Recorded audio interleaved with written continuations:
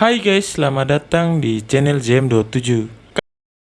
Kami membahas film yang mengisahkan tentang seorang pianis yang berpura-pura buta. Namun kepura-puraannya malah membuat ia terjebak dalam kasus pembunuhan misterius dan mengancam nyawanya. Lantas, bagaimana keseruan dari film tersebut? Dan selamat datang di channel JM27.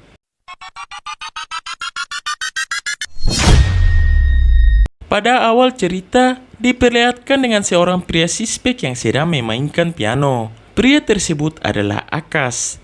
Akash adalah seorang pianis hebat yang terus-menerus meningkatkan kemampuannya. Bermainnya dengan menganggap dirinya buta sebagai eksperimen. Ternyata percobaan ini berhasil dan dapat meningkatkan fokusnya hingga dapat menciptakan nada-nada yang indah. Tak lama kemudian Akash yang akan pergi malah dikerjain oleh seorang bocil kematian. Ternyata Akash pergi ke toko musik karena ia ingin meminta petunjuk agar pemilik toko yang sudah kenal lama dengan Akash untuk merekomendasikan penjual piano bekas. मेरी फील ले लेती है एक पीस पे अटक गया हूँ क्रैक ही नहीं हो रहा Akash yang mendapatkan telepon dari toko tadi dan mendapatkan kabar kalau ada yang ingin menjual piano. Orang yang ingin menjual piano bernama Sophie.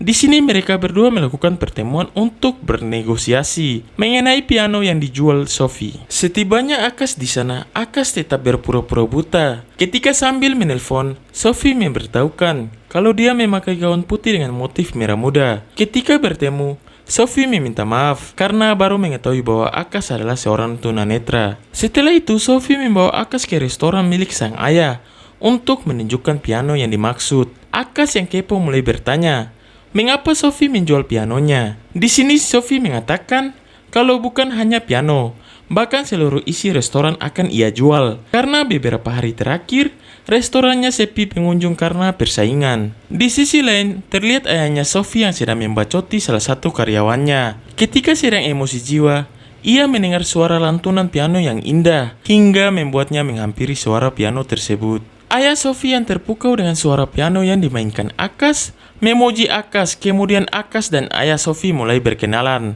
Tawar-menawar mulai dilakukan, namun harga yang diberikan ayah Sophie cukup tinggi, dan Akash tidak memiliki banyak uang untuk membelinya. Di sini Akash meminta izin untuk akan berlatih piano di restoran tersebut. Jika permainannya akan menghibur banyak pelanggan, maka tidak perlu menjual restoran tersebut dan piano pun akan tetap berada di sana. Mendengar hal itu, sang ayah pun menyetujuinya. Sejak saat itu, Akash dan Sophie semakin dekat. Permainan piano Akash banyak dikagumi para pengunjung.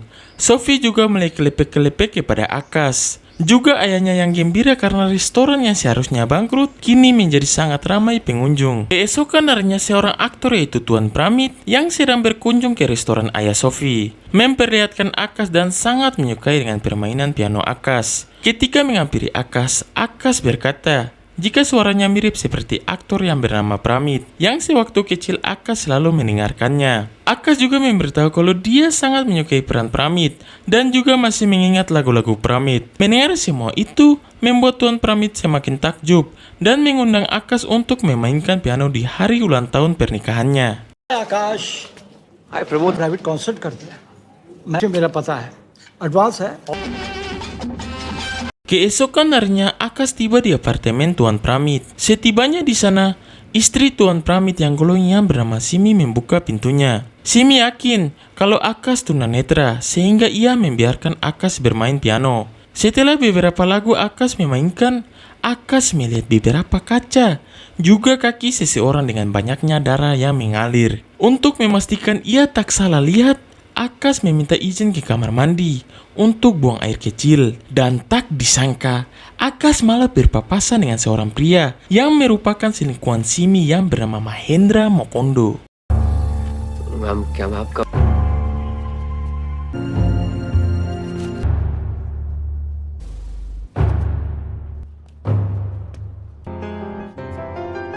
Takut dirinya juga akan dikirimkan ke alam barja, Akash kembali memainkan piano dengan perasaan ketakutan. Sementara Simi dan Mahendra membersihkan mayat Pramit dan memasukkannya ke dalam koper. Mereka membuat skenario kalau Pramit dibunuh dengan memarkirkan mobil Pramit di tepi sungai. sehingga media menyangka kalau insiden ini adalah pembunuhan di luar rumah. Dan hal ini lebih mudah dilakukan karena keselingkuhan Simi ternyata adalah seorang inspektur Ladusing. Sementara itu, Akash kemudian mencoba melaporkan kejadian itu kepada pihak Ladusing. Di sini Mahendra melihat Akash, dan Akash baru tahu kalau Mahendra adalah seorang inspektur Ladusing. Akash yang bingung harus berbuat apa, mulai berpura-pura kalau kucingnya telah dibunuh, yang sudah beberapa hari ini hilang.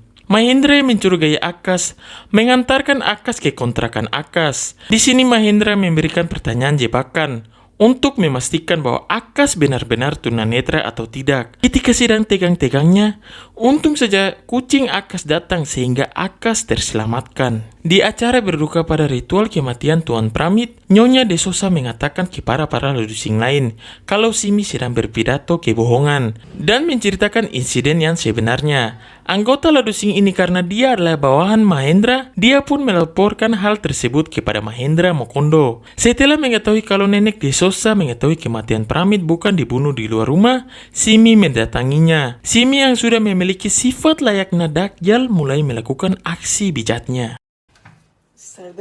Me, are you alright?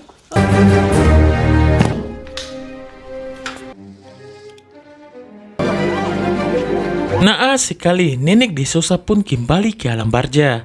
Saat bersamaan Akash keluar dari lift dan melihat insiden itu, tak ingin bernasib sama, Akash berusaha untuk tetap terlihat buta. Merasa curiga dengan gelagat Akash, Simi mulai mendatangi rumah Akash dan berpura-pura memberikan kue untuk Akash. Kecurigaan Simi semakin kuat ketika Akash menawarkan kopi. Simi pun memasukkan racun di kopi tersebut. Akash yang menyadari itu malah menjatuhkan gelas tersebut, dan Simi pun langsung menodongkan pistol kepada Akash. Di sini akhirnya Akash mengakui kalau dirinya tidak buta. Akash pun menjelaskan kalau dia berpura-pura buta karena ingin mengasah skillnya dalam memainkan piano. Akash juga mengatakan kalau dirinya akan tetap diam dan menjaga rahasia Simi. क्यों कर रहे हो तुम ये नाटक? Ma'am it's just कौन कौन जानता है तुम्हारे इस एक्सपेरिमेंट के? आपको मुझसे कोई प्रॉब्लम नहीं होगी चला जाऊंगा मैं बैठो. Tak disangka, bocil kematian juga diam-diam merekam semua aktivitas Akash dan menunjukkan video tersebut kepada Sophie yang akan mendatangi Akash. Ketika Sophie sampai ke rumah Akash, Simi malah berpura-pura kalau dia dan Akash telah baku pompong. Mengetahui hal itu, Sophie sangat-sangat marah dan patah hati. Tanpa berlama-lama, Sophie pun pergi dari sana. Di saat Akash terbangun dari pingsannya, dia menyadari kalau dia benar-benar telah dibutakan oleh kue yang sudah diberi racun oleh Simi. Tak lama kemudian Mahendra muncul dan tiba-tiba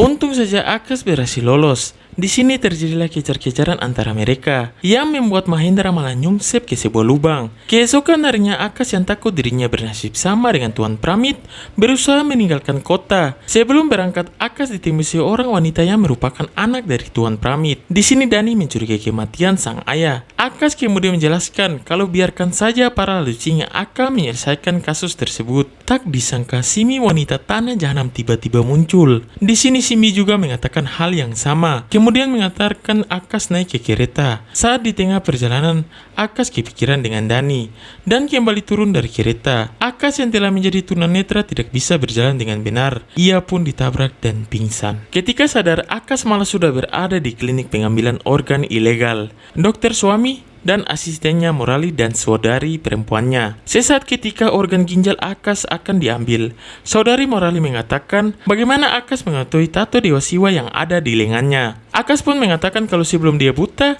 dia pernah bertemu dengan Morali yang sedang berjualan lotre. Akash pun menceritakan semua insiden yang membuatnya buta. Mendengar hal itu, mereka malah kasihan dan memutuskan untuk membantu Akash. Di sini tanpa berlama-lama, mereka mendatangi Simi dan menculik Simi. Kemudian melakukan rekayasa seakan-akan Simi bunuh diri dengan menerjunkan mobilnya dari atas jembatan. Kemudian memeras Mahendra dengan menelpon istrinya, lalu memberitahukan kalau Mahendra telah berselingkuh dengan Simi.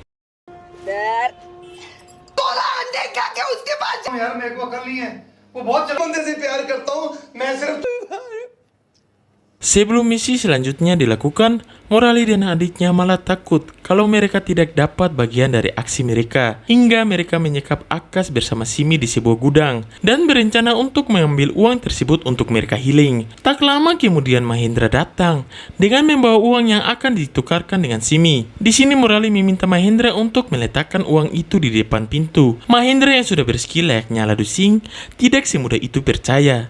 Lalu yang terjadi?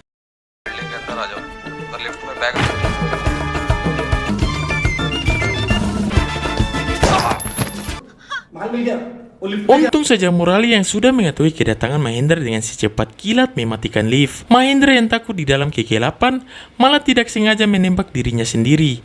Bot. Morali pun dilarikan ke rumah sakit. Tetapi ketika di tengah perjalanan, Morali malah kembali ke alam barja. Dan uang yang Mahendra bawa ternyata palsu. Kembali ke Akash. Di sini Simi ketakutan karena Akash memberitahu kalau jika Mahendra datang maka dia akan membunuhnya karena istrinya tahu kalau dia sudah selingkuh dengan Simi. Takut akan hal itu, Simi mulai membantu Akash agar mereka berdua bisa bebas. Ketika Akash sedang berusaha untuk pergi dari sana, tiba-tiba मेरी आंखों की पट्टी खोलो भाई हाँ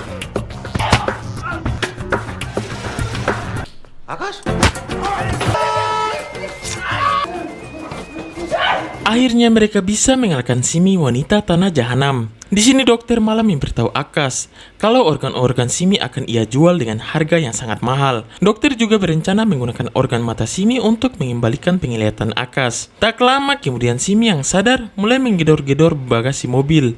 Di saat dokter mengeceknya, yang terjadi have the best eye transplant in that. जाते 4-6 लोगों को जिंदगी देके जाएगी.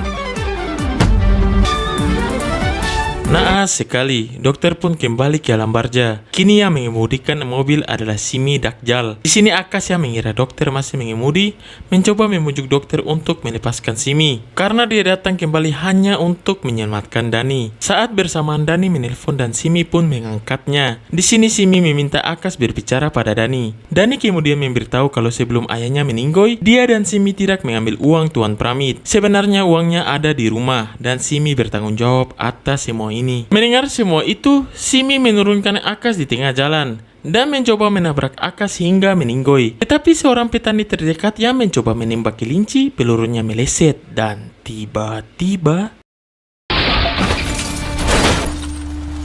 2 tahun kemudian saat manggung di luar negeri, Sophie menemukan Akash yang masih tampak tunanetra. Di sini Sophie mengira kalau Akash telah menipu orang-orang yang ada di sana. Akash pun menceritakan cerita yang sebenarnya. Kemudian Akash pergi dari sana dan ternyata Akash tidak buta. Terungkap bahwa Simi menjanjikan donasi organ yang sebelumnya dia hadiri bersama Tuan Pramit yang kita lihat di awal scene tadi. Dari situlah organ mata yang Akash dapatkan, sehingga Akash kembali bisa melihat dan tetap berpura-pura buta dan film pun tamat. Oke guys, itulah film Adadun.